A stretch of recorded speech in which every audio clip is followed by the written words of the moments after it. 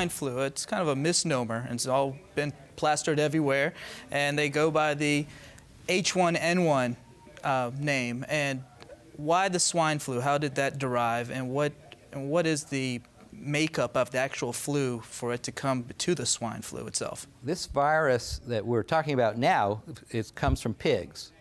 Pigs have their own viruses, humans have their own viruses, birds have their own viruses, avian flu, swine flu, human flu. In fact, viruses, or what we call species specific, so each species has its own.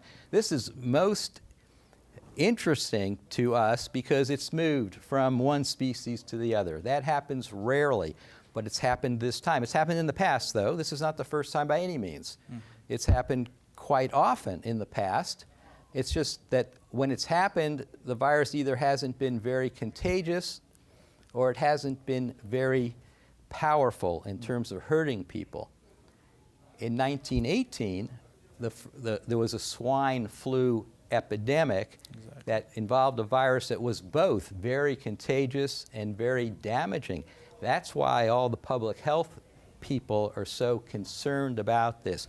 But we don't think this is that. There's lots of evidence to say that this is not 1918. But help us understand, help our audience understand a little bit what happens here. We have the normal flu virus, which goes on, and almost every year we get the flu virus with some variations.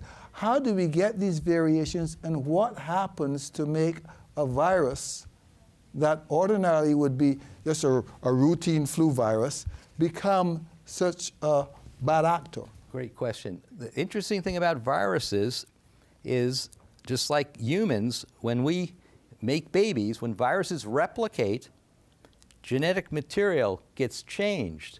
And these viruses are known to have many changes in their genes.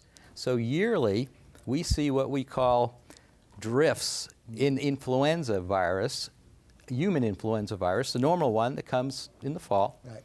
And that's why we have vaccines, a new vaccine every year, because it drifts. Right. Occasionally, every 10 years or so, the virus makes a bigger change, and we call it a shift.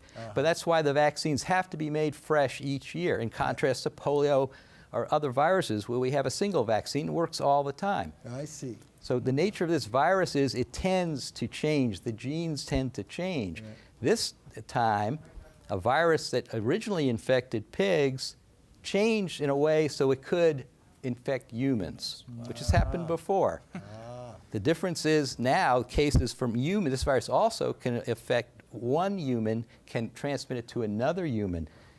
Then we have the potential for an outbreak, and that's what we're seeing right now. Wow.